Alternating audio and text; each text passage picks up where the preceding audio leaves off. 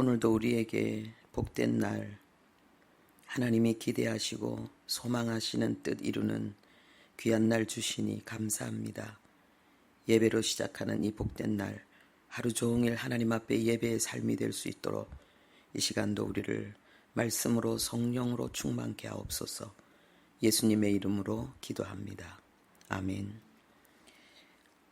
네, 8월 11일 오늘 여호와의 말씀과 같더라. 출애굽기 7장 1절부터 13절까지 말씀 우리 함께 합독하겠습니다. 여호와께서 모세에게 이르시되 볼지어다 내가 너를 바로에게 신같이 되게 하였은즉 내 형 아론은 내 대언자가 되리니 내가 네게 명령한 바를 너는 내 형 아론에게 말하고 그는 바로에게 말하여 그에게 이스라엘 자손을 그 땅에서 내보내게 할지니라. 내가 바로의 마음을 완악하게 하고 내 표징과 내 이적을 애굽 땅에서 많이 행할 것이나 바로가 너희의 말을 듣지 아니할 터인즉 내가 내 손을 애굽에 뻗쳐 여러 큰 심판을 내리고 내 군대 내 백성 이스라엘 자손을 그 땅에서 인도하여 낼지라. 내가 내 손을 애굽 위에 펴서 이스라엘 자손을 그 땅에서 인도하여 낼 때에야 애굽 사람이 나를 여호와인 줄 알리라 하시매 모세와 아론이 여호와께서 자기들에게 명령하신 대로 행하였더라. 그들이 바로에게 말할 때에 모세는 80세였고 아론은 83세였더라. 여호와께서 모세와 아론에게 말씀하여 이르시되 바로가 너희에게 이르기를 너희는 이적을 보이라 하거든 너는 아론에게 말하기를 너의 지팡이를 들어서 바로 앞에 던지라 하라. 그것이 뱀이 되리라. 모세와 아론이 바로에게 가서 여호와께서 명령하신 대로 행하여 아론이 바로와 그의 신하 앞에 지팡이를 던지니 뱀이 된지라. 바로도 현인들과 마술사들을 부르매 애굽 요술사들도 그들의 요술로 그와 같이 행하되 각 사람이 지팡이를 던짐에 뱀이 되었으나 아론의 지팡이가 그들의 지팡이를 삼키니라. 그러나 바로의 마음이 완악하여 그들의 말을 듣지 아니하니 여호와의 말씀과 같더라. 아멘. 여호와의 말씀과 같더라. 저는 이 본문을 묵상하면서 첫 번째로 하나님의 간절한 호소를 느꼈습니다.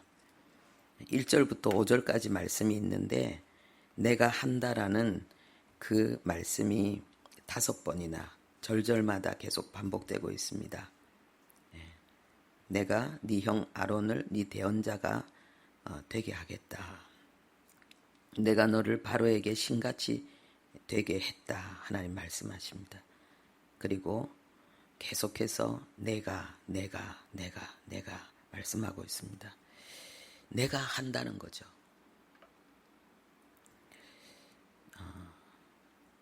하나님께서 얼마나 간절하게 내가 한다. 네가 하는 것이 아니라 내가 하는 것이다. 말씀하고 있습니다. 우리는 하나님의 공동체에 들어왔고 그리고 우리 공동체의 수장은 하나님이시기 때문에 하나님은 그 공동체의 모든 일을 그 구성원들을 책임지고 돌보십니다. 그래서 하나님의 공동체에 속한 사람들은 그 안전함 속에서 이제 하나님이 행하시는 친히 행하시는 그 역사 속에서 우리 각자에게 주어진 극히 작은 한 부분만 감당하면 됩니다. 하나님의 나라에는 많은 일이 필요한데 내가 하고 싶은 일이 아니고 하나님이 나에게 시킨 일을 온전히 이루는 것이 중요하지요.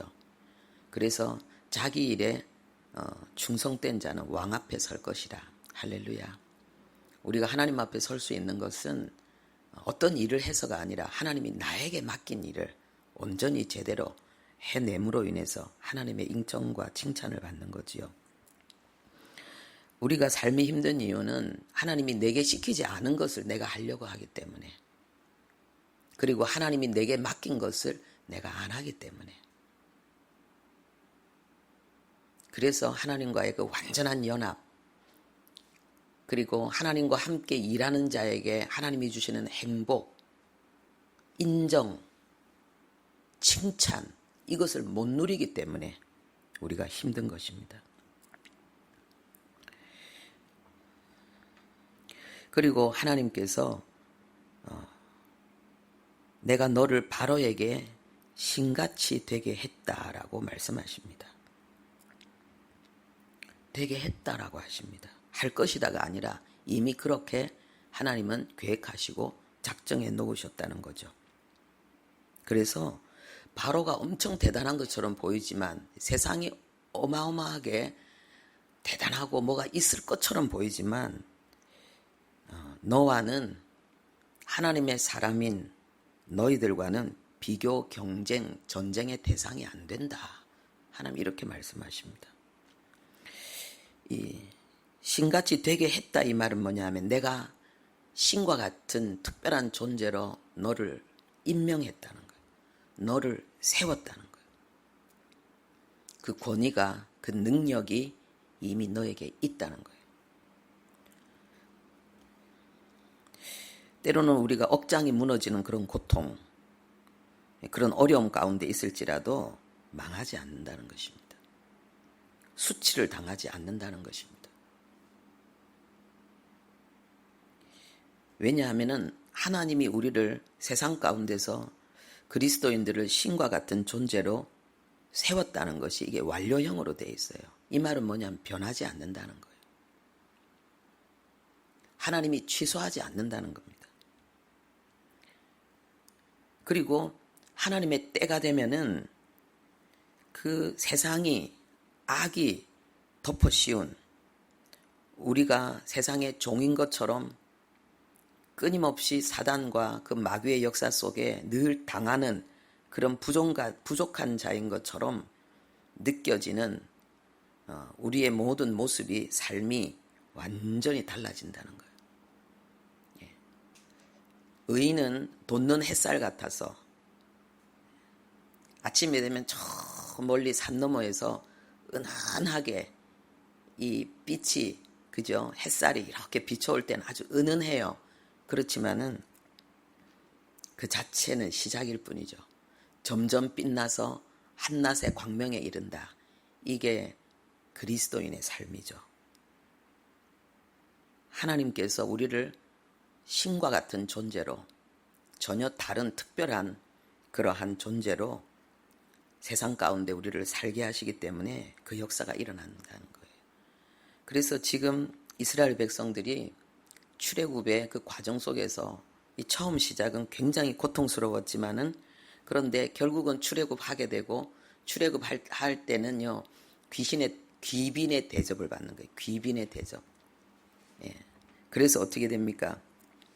그 애굽에 있는 사람들에게 자기들이 요청하는 대로 모든 금과 은과 보석과 귀한 의복들을 다 가지게 됩니다. 그리고 당당하게 나가게 됩니다.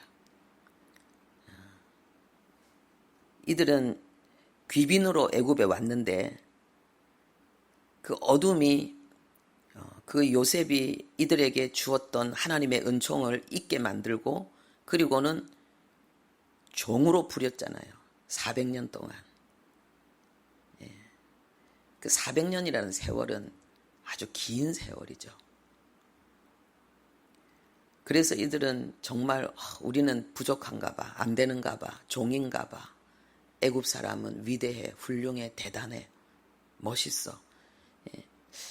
그런 마음을 가진 사람들도 많을 것입니다. 그런데 그것은 잠깐이라는 거죠. 이제 하나님의 때가 되어서 이들이 하나님의 그 약속의 말씀대로 이들이 나올 때에, 하나님이 주신 신과 같은 신분을 이제 회복할 때에 애굽은 완전히 그 앞에 정말 굽신거리게 되고 요구하는 걸 다 주게 되고, 그리고 이들은 하나님의 군대로 나오게 됩니다. 할렐루야. 하나님께서 바로에게 모세를 신과 같이 되게 하셨다는 말씀은 오늘 이 세상의 임금과 이 세상 가운데 그리스도인 우리가 신과 같은 존재라는 것을 말씀하고 있습니다.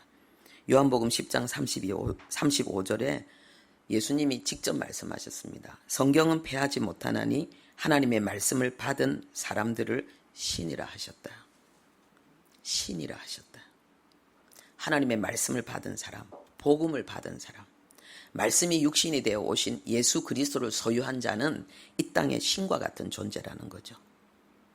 그래서 하나님이 또 우리에게 말씀하시는 것이 너희는 세상의 빛이다. 세상의 소금이다. 이게 신과 같은 존재라는 것입니다. 우리가 세상이 어둡다고 말합니다. 우리가 대한민국의 기독교인이 기본적으로 한 25% 된다고 합니다. 그보다 더 작을 수도 있겠다고 하지만은 그런 거는 교회 책임이라고 여겨집니다. 적어도 교회 나오는 숫자가 한 25% 정도 된다면은 이 나라의 어둠은 그리스도인이 자기의 정체성을 신과 같은 존재의 삶을 살아내지 못하기 때문이죠. 이 땅에 부패하고 악한 그러한 모든 문제들의 배후에 가장 큰 원인은 그리스도인들이 신과 같이 소금의 삶을 살지 못하기 때문이죠.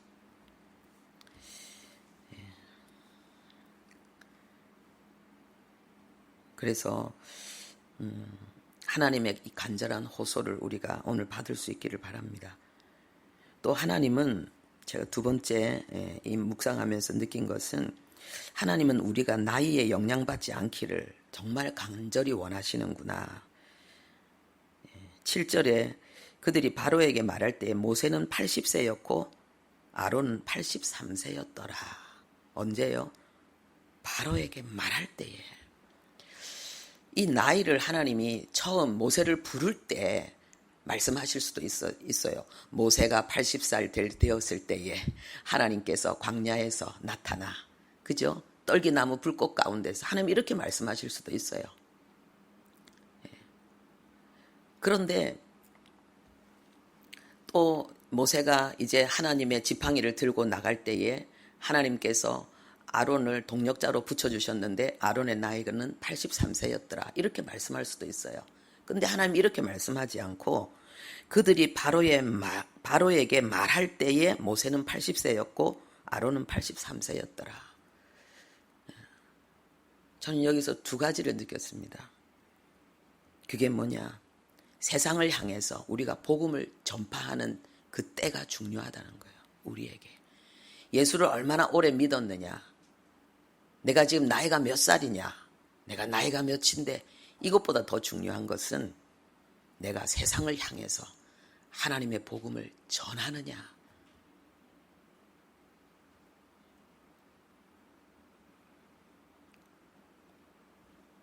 하나님 보실 때는 그 때가 중요한 거죠. 그리고 하나님 앞에 이렇게 세상을 향해서 진리를 선포하는 하나님의 사람이 되는 데 있어서는 나이는 상관치 않는다는 거예요. 나이는 중요하지 않다는 거예요. 나는 나이가 어리니까, 아직 젊으니까, 아니면 나는 나이가 너무 많으니까 이런 말을 우리가 하나님 앞에서는 해서는 안 된다는 거죠.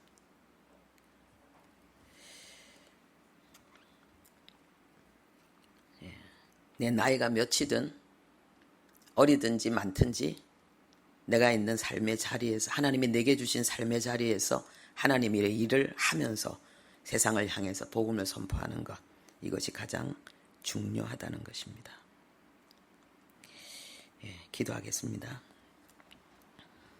하늘에 계신 우리 아버지, 너에게 맡긴 사명은 너를 통해 내가 이룬다라고 오늘 말씀하셨습니다. 아버지, 우리가 어렵고 힘들 때 이 말씀을 잊지 않게 해 주옵소서. 이 말씀이 생각나게 해 주옵소서. 하나님의 복음을 우리에게 주셔서 세상의 신과 같은 특별한 존재로 우리를 세우시고 임명하셨습니다. 나이와 형편, 처지, 거기에 묶이지 않게 하시고 모세처럼 세상 임금을 두려워하지 않고 사명의 길을 걸어갈 수 있는 우리에게 주어진 삶을 사명으로 생각하고 열심과 성실을 다해서 감사함으로 달려가는 오늘 하루가 되게 해 주옵소서. 예수님의 이름으로 기도합니다.